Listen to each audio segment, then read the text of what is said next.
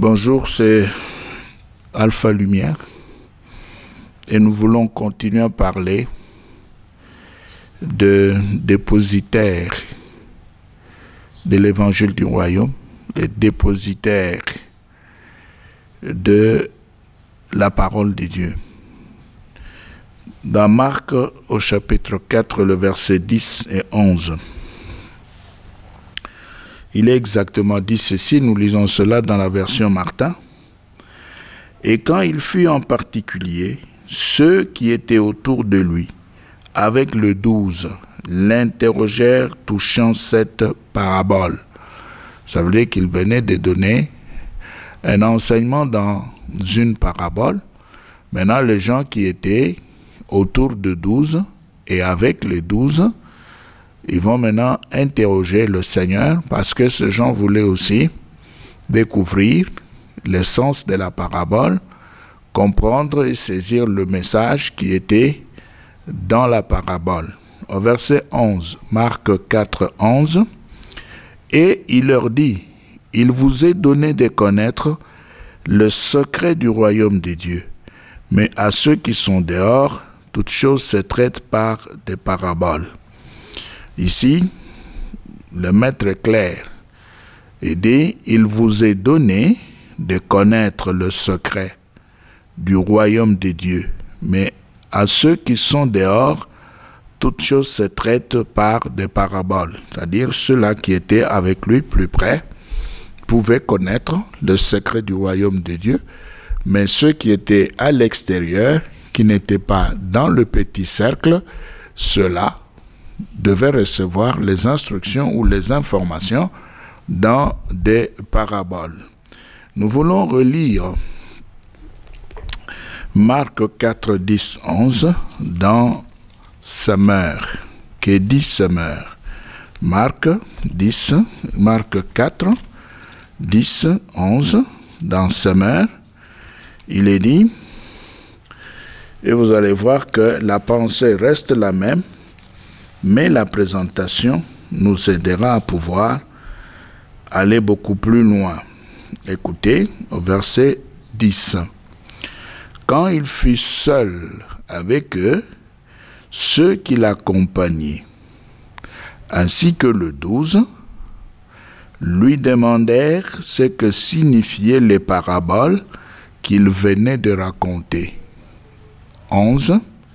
Il leur dit, les secrets du royaume de Dieu vous ont été confiés, mais à ceux du dehors, tout est présenté au moyen de paraboles. Voilà. Donc, le secret du royaume avait été confié aux 12 et à ceux-là qui étaient avec le 12. En d'autres termes, les 12 et ceux qui étaient avec eux étaient devenus les dépositaires du secret du royaume. Mais maintenant, nous connaissons tous ce qui signifie le concept dépositaire. Quand on dit qu'on est dépositaire, c'est-à-dire qu'on a reçu quelque chose en dépôt. On est dépositaire, ça veut dire qu'on a reçu quelque chose en dépôt. On a déposé quelque chose chez soi, on nous a confié quelque chose pour que nous puissions garder. Et c'est pourquoi, en gardant la chose, on devient dépositaire. Et ici, les 12 et ceux-là qui étaient tout autour de 12, ils deviennent donc des dépositaires. Voilà pourquoi nous avions commencé à poser la question en rapport avec les 12. On voulait savoir si effectivement le 12 pouvait être considéré comme étant les dépositaires de la prédication de l'évangile du royaume. Et nous avons vu qu'effectivement les secrets du royaume leur avaient été confiés par Jésus-Christ lui-même. Et ceux qui étaient à l'extérieur, c'est-à-dire au niveau de la foule, chaque fois que le maître se déplaçait, eh bien ceux-là pouvaient tout simplement tout recevoir dans des paraboles. Mais le vrai secret du royaume avait été déposé entre les mains de 12 des apôtres. Et puis plus loin, Nous avions également posé la question de savoir si l'apôtre Paul était aussi dépositaire de l'évangile du royaume. Parce que lui, Paul, ne s'était pas retrouvé parmi le 12, ou alors il n'était même pas là parmi ceux-là qui accompagnaient le 12. Mais nous le voyons devenir l'apôtre des nations. Et en tant qu'apôtre des nations, il était donc dans l'obligation de pouvoir aussi donner la parole de Dieu. Mais est-ce que dans la Bible, c'est ça la question qu'on s'était posée, si on pouvait facilement retrouver des recommandations ou des situations ou des événements qui pouvaient aussi placer Paul parmi les dépositaires de l'évangile, c'est-à-dire des gens dépositaires, quelqu'un qui a un dépôt. Dans 1 Timothée, nous voulons d'abord lire 1 Timothée au chapitre 6. Nous prenons 1 Timothée chapitre 6, nous sommes encore avec les concepts de dépositaire ou les mots dépôt. Le verset 20, 1 Timothée 6, 20, il est dit: Ô Timothée, garde intact ce qui t'a été confié. Voilà, les dépôts. C'est-à-dire, quand on est dépositaire, ça veut simplement dire qu'on nous a confié quelque chose pour que nous puissions garder. Et ici, Paul s'adresse à Timothée, il veut que Timothée puisse garder correctement ce qu'il avait reçu. Et c'est pourquoi il est dit, 1 Timothée 6,20, il est dit: Ô Timothée, garde intact ce qui t'a été confié, évite les discours creux et les arguments de ceux que l'on appelle à tort la connaissance, car ils sont contraires à la foi. C'est que Timothée avait reçu de la part de Dieu, de par la bouche de Paul, les secrets du royaume. Maintenant, Paul lui demande de pouvoir bien conserver. C'est ce qui se passe là. Mais il y a une question fondamentale qui revient ici. Si Timothée avait reçu de la part de Paul des choses qu'il devait garder, des choses qu'on lui avait confiées, qu'il devait garder en évitant les discours inutiles, considérés comme étant la connaissance, ça veut dire que Paul possédait les secrets du royaume. Mais maintenant, si Paul possédait les secrets du royaume, Timothée n'était pas le seul membre de l'équipe de Paul. Dans l'équipe de Paul, il y avait plusieurs autres personnes, notamment Luc, le médecin. Luc le médecin était là, parmi les disciples qui étaient autour de l'apôtre Paul. Donc, ce que Timothée avait reçu, nous supposons que Luc aussi, qui était là dans l'équipe, l'avait aussi reçu. Donc, l'avait aussi reçu le secret du royaume de Dieu, le secret confié par Dieu à Paul et que Paul, en enseignant, avait aussi transmis à ses disciples. Mais ce qui est paradoxal, ce qui fait poser des questions, c'est le fait que quand Luc présente son évangile et les livres des actes, eh bien, nous ne sentons pas exactement le retour sur le secret du royaume ou la présentation du mystère du royaume. Quand Luc parle, nous sentons effectivement, comme il l'a dit lui-même d'ailleurs, que c'était les résultats de recherche. Les résultats de recherche. Il a fait des recherches. Et sur la base de recherche, il a présenté maintenant l'évangile et le livre des actes en s'adressant à un certain Théophile. Or, il nous est recommandé dans la Bible de ne pas nous appuyer sur notre propre sagesse, mais de nous accrocher à l'Esprit de Dieu. Mais nous voyons Luc qui a marché avec Paul, qui était dans l'équipe de Paul. Luc, disciple de Paul comme Timothée, nous voyons que Luc, lui, ne semble pas avoir reçu les secrets du royaume. Et c'est pourquoi ici, nous relisons, dans 1 Timothée 6, 20, nous relisons: Ô Timothée, garde intact ce qui t'a été confié. Évite les discours creux et les arguments de ce que l'on appelle à tort la connaissance, car ils sont contraires à la foi. Qu'est-ce qu'on appelle à tort ici la connaissance? Donc des choses que les gens racontaient qui étaient contraires ou opposées ou qui n'avaient rien à voir avec les secrets du royaume de Dieu, que Paul lui-même avait communiqué à Timothée. C'est pourquoi, dans 2 Timothée 2, maintenant, 2 Timothée 2, 1 et 2, Paul parle, « Toi donc, mon enfant, puisse tes forces dans la grâce qui nous est accordée dans l'union avec Jésus-Christ. » Verset 2, « Et l'enseignement que tu as reçu de moi, et que de nombreux témoins ont confirmé, transmets-les à des personnes dignes de confiance, qui seront capables à leur tour d'en instruire d'autres. » Qui seront capables à leur tour d'en instruire d'autres. Donc c'était ici en rapport avec le secret du royaume. Le secret ou le mystère du royaume de Dieu. Alors maintenant, au verset 12, nous rentrons au chapitre 1er, 2 Timothée 1, 12. Il est dit, c'est Paul qui parle toujours, c'est aussi la raison de mes souffrances présentes. Mais je n'en ai pas honte, car je sais en qui j'ai mis ma confiance, et j'ai la ferme conviction qu'il est assez puissant pour garder tout ce qu'il m'a confié jusqu'au jour du jugement. Ça, c'est Paul qui s'adresse à Timothée. Et quand il parle là, nous sentons maintenant qu'il est en train de parler des secrets du royaume qu'il avait reçus de la part de Dieu, parce que dans 1 Corinthiens 15, nous l'avions dit dans nos interventions passées, que Paul avait aussi vu le Seigneur. Il a vu Jésus. Jésus lui était apparu comme à l'avorton. Et là maintenant, ils avaient eu un entretien. Et c'est à ce moment-là, nous supposons et nous croyons que Jésus lui aurait dit certaines choses. Et même juste après, Paul a visité le 3e ciel. Et là, il nous dit que au niveau du 3e ciel, il avait entendu des paroles ineffables, des paroles qui ne sont pas, qu'on ne peut pas communiquer aux autres. Voilà ce qu'il dit. Il a visité le 3e ciel. Il a entendu des paroles ineffables, que nul n'a le pouvoir d'exprimer ou de communiquer. Et nous pensons que ce sont les secrets du royaume. Et maintenant, dans l'enseignement, il va communiquer ses instructions à ses disciples.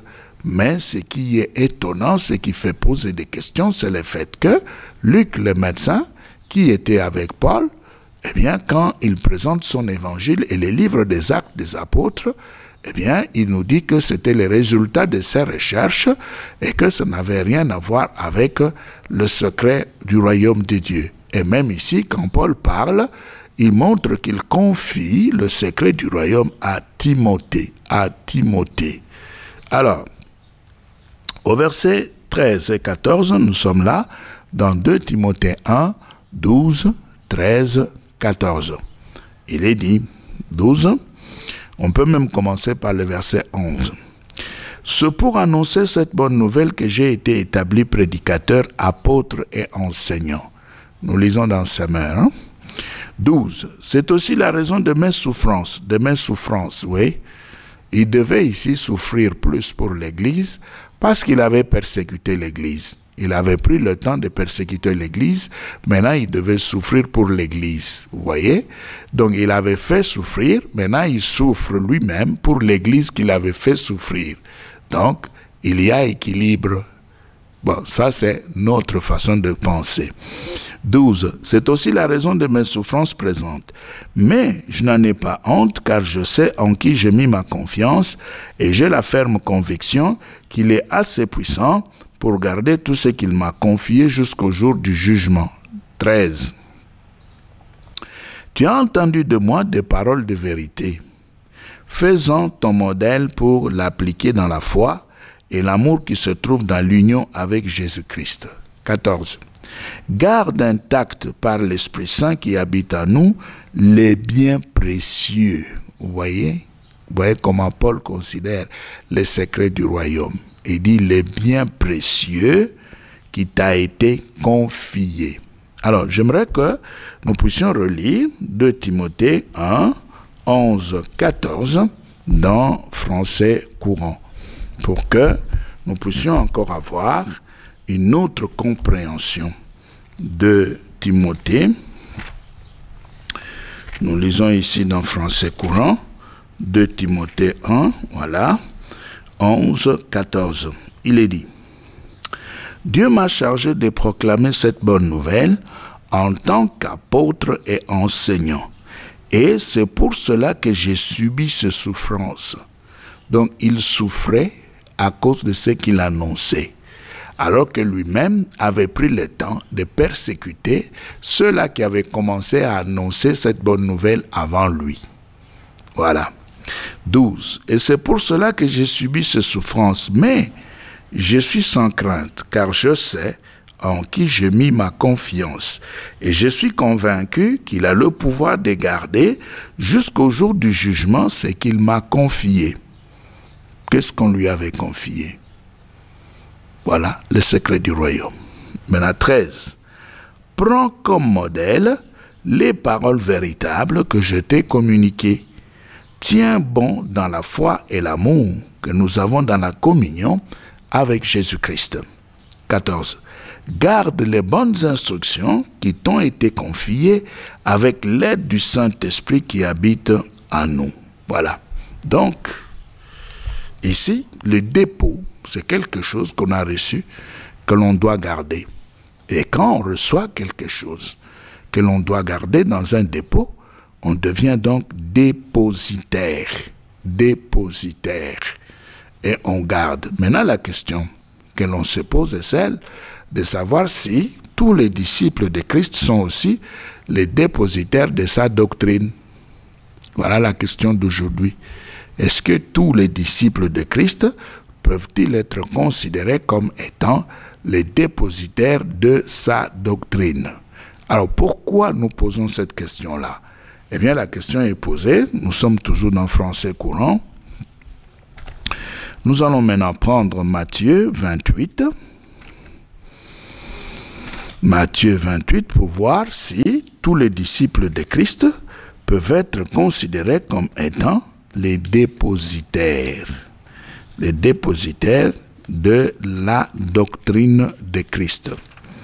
Matthieu 28, et nous prenons le verset 16 jusqu'à 20, nous sommes là dans Français courant. Il est dit, « Les 11 disciples se rendirent en Galilée, sur la colline que Jésus leur avait indiquée. » Les 11 disciples. Quand ils le virent, ils l'adorèrent. Certains d'entre eux, pourtant, eurent des doutes. Mais pourquoi ils vont avoir des doutes? Pourquoi? Parce qu'ils ne les connaissaient pas ou parce qu'ils ne s'étaient pas bien présentés? Qu'est-ce qui s'est passé? Ou parce qu'ils les voyaient de loin? Parce que vous pouvez toujours regarder quelqu'un de loin et commencer à douter. Ou alors, vous pouvez regarder quelqu'un et puis vous dites, il ressemble à celui que je suis venu chercher ici, mais ce n'est pas lui. Pourquoi alors ils ont eu de doutes?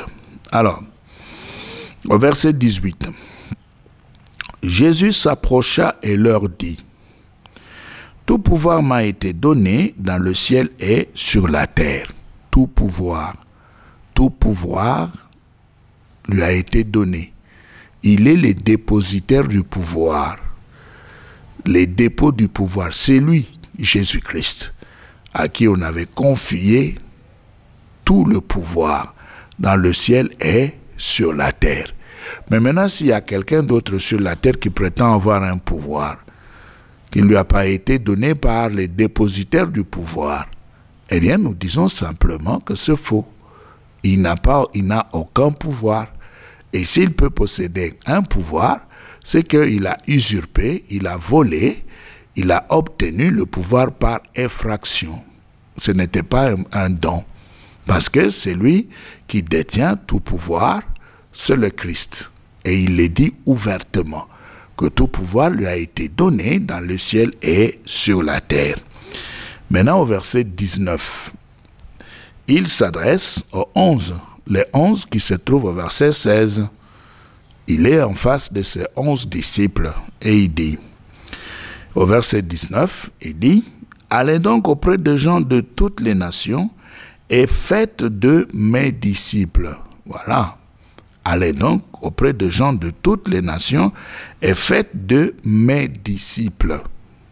Donc il s'adresse aux 11. Or, nous savons que ce sont ces 11 qui étaient parmi les 12 quand Judas ne s'était pas encore retiré ni s'était pas encore retrouvé dans son forfait. Ce sont les mêmes personnes maintenant ici. Et Jésus leur dit qu'il a reçu tout pouvoir dans le ciel et sur la terre. Et Jésus leur donne maintenant une mission. Quelle est cette mission? Il dit, allez donc auprès des gens de toutes les nations et faites de mes disciples. Donc il n'y a que les 11 ou les 12 et ceux qui l'entouraient, qui étaient avec Jésus, qui avaient reçu le secret du royaume.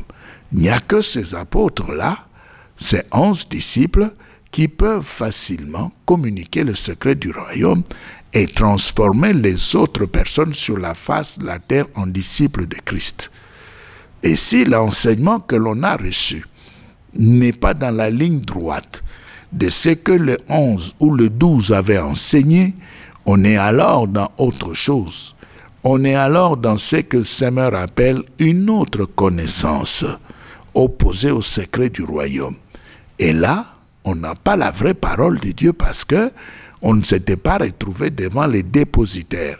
Il fallait bien se retrouver devant les dépositaires, ceux-là qui avaient reçu le secret du royaume de Dieu en dépôt. Ce sont les dépositaires. Alors, 19, nous terminons. Allez donc auprès des gens de toutes les nations et faites d'eux mes disciples. Baptisez-les au nom du Père, du Fils et du Saint-Esprit. Ce n'est pas encore fini. Au verset 20 maintenant. Il dit, et enseignez-leur à pratiquer tout ce que je vous ai commandé. Voilà. Enseignez-leur à pratiquer tout ce que je vous ai commandé. Et sachez-le, je vais être avec vous tous les jours jusqu'à la fin du monde. Nous relisons le verset 20. Et enseignez-leur quoi? Le secret du royaume. Parce que les disciples étaient les dépositaires. Parce que les disciples avaient reçu de la bouche de Christ le secret du royaume. Parce que les explications des énigmes que Christ utilisait dans l'enseignement public leur avaient été confiées. Maintenant ici, ce sont les disciples qui doivent répéter. Ce sont les disciples qui doivent enseigner. Parce que ici, c'est le maître lui-même qui demande à ce que les disciples puissent enseigner. Il dit, enseignez-leur à pratiquer. Il ne faut pas seulement enseigner. Il ne devait pas seulement enseigner. Il devait aussi nous montrer comment pratiquer, comment mettre en pratique les enseignements qu'ils avaient aussi reçus de la part du Seigneur, de la part de Jésus-Christ, de sa bouche, quand ils étaient avec lui pendant le jour de sa chair sur la terre. Enseignez-leur à pratiquer tout ce que je vous ai commandé. Et sachez-le, je vais être avec vous tous les jours jusqu'à la fin du monde. Donc, nous pouvons alors dire que les apôtres, les disciples de Christ, sont les dépositaires de la doctrine de Christ.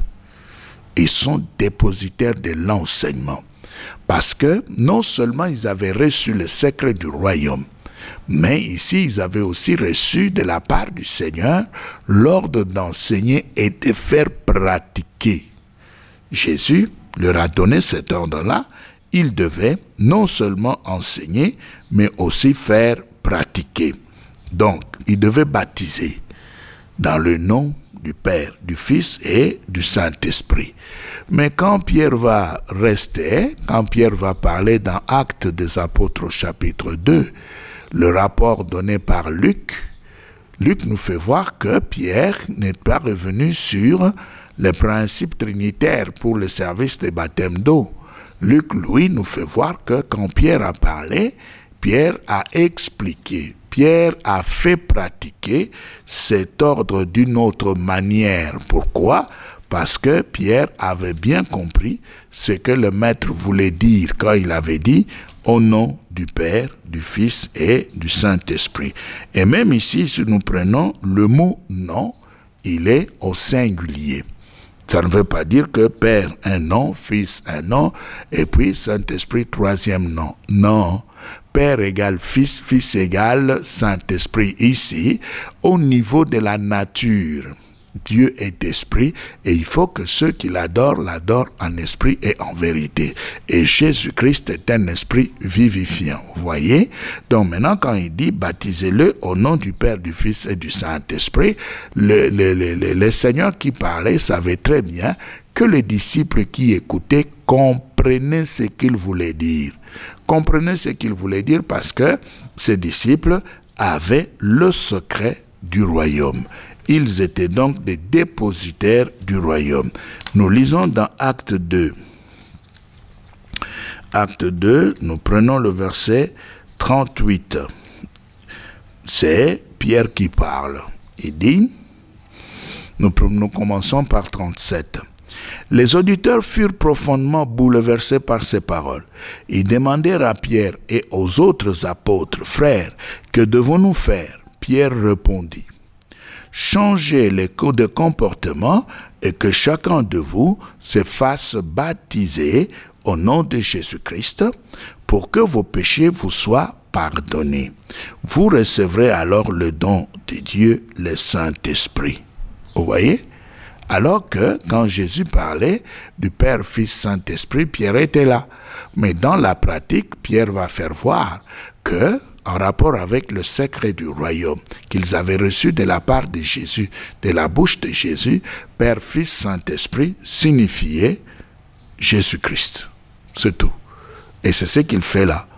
Il dit, nous relisons le verset 38, Pierre leur répondit, changez de comportement et que chacun de vous se fasse baptiser au nom de Jésus-Christ pour que vos péchés vous soient pardonnés. Vous recevrez alors le don de Dieu, le Saint-Esprit.